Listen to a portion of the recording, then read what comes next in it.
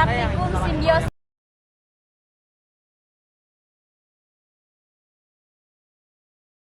Pengertian simbiosis. Simbiosis berasal dari bahasa Yunani sim yang berarti dengan dan biosis yang berarti kehidupan. Simbiosis merupakan interaksi antara dua organisme yang hidup berdampingan. Simbiosis merupakan pola interaksi yang sangat erat dan khusus antara dua makhluk hidup yang berlainan jenis. Tujuan simbiosis. 1. Mengidentifikasi simbiosis parasitisme di lingkungan sekitar. 2. Mengidentifikasi simbiosis komensalisme di lingkungan sekitar. 3. Mengidentifikasi simbiosis mutualisme di lingkungan sekitar. Simbiosis parasitisme. Simbiosis parasitisme adalah kondisi ketergantungan yang terjadi ketika pihak yang satu mendapatkan keuntungan namun merugikan pihak lainnya. Contoh simbiosis parasitisme: pohon mangga dengan benalu. Benalu mendapatkan keuntungan dengan cara menghisap bahan makanan dari pohon mangga, sedangkan pohon mangga dirugikan karena makanannya diambil. Selanjutnya, simbiosis komensalisme. Apa itu simbiosis komensalisme? Adalah hubungan interaksi dua jenis individu yang memberikan keuntungan kepada salah satu pihak tetapi pihak lain tidak diuntungkan dan tidak dirugikan. Contoh dari simbiosis komensalisme adalah tumbuhan sirih dan inangnya. Tujuan tumbuhan sirih selanjutnya tidak lain adalah untuk mendapatkan sinar matahari yang memadai agar bisa dilakukan proses fotosintesis pada tumbuhan.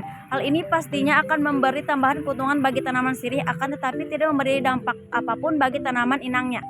Selanjutnya, simbiosis mutualisme. Makna kata mutual adalah saling, sehingga simbiosis mutualisme adalah suatu interaksi antara dua makhluk hidup yang saling menguntungkan kedua belah pihak. Contoh simbiosis mutualisme yang pertama adalah interaksi antara kupu-kupu dengan bunga. Kupu-kupu pada umumnya menyukai makanan sari, manis atau nektar pada bunga, sedangkan bunga sebagai organ reproduksi pada tumbuhan terbantu karena serangga cantik ini membantu menyebarkan serbuk sari. Alat dan bahan. Yang pertama alat-alat tulis, kedua lembar pengamatan, dan yang ketiga lingkungan sekitar. Cara kerja praktikum. Yang pertama, menyiapkan alat dan bahan yang diperlukan. Yang kedua, pergilah ke lingkungan sekitar tempat tinggal Anda. Jika ada, pergilah ke kebun atau hutan terdekat. Yang ketiga, amatilah makhluk hidup sekitar dan cobalah identifikasi tumbuhan, beberapa simbiosis mutualisme, simbiosis parasitisme, simbiosis komensalisme yang terjadi antara hewan dengan tumbuhan, antara hewan dengan hewan, atau antara tumbuhan dengan tumbuhan. Temukan setidaknya 3 hubungan yang terjadi.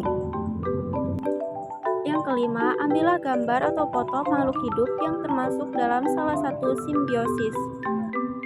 Yang keenam, tulislah hasil identifikasi Anda pada lembar kerja. Yang ketujuh, cobalah analisis makhluk hidup mana yang dirugikan dan mana yang diuntungkan.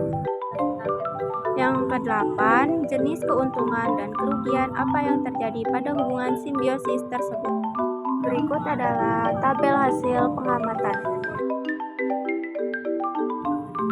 Dokumentasi. Yang pertama, simbiosis mutualisme. Yang kedua, simbiosis komensalisme.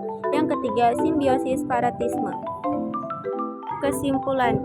Berdasarkan pengamatan dapat disimpulkan bahwa yang pertama, simbiosis parasitisme adalah hubungan dua spesies makhluk hidup yang berbeda di mana pihak yang satu mendapat untung dan merugikan pihak yang lain.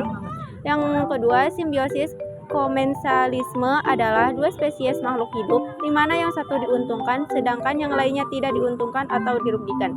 Yang ketiga, simbiosis mutualisme adalah hubungan dua spesies makhluk hidup yang hidup bersama dan saling menguntungkan satu sama lain.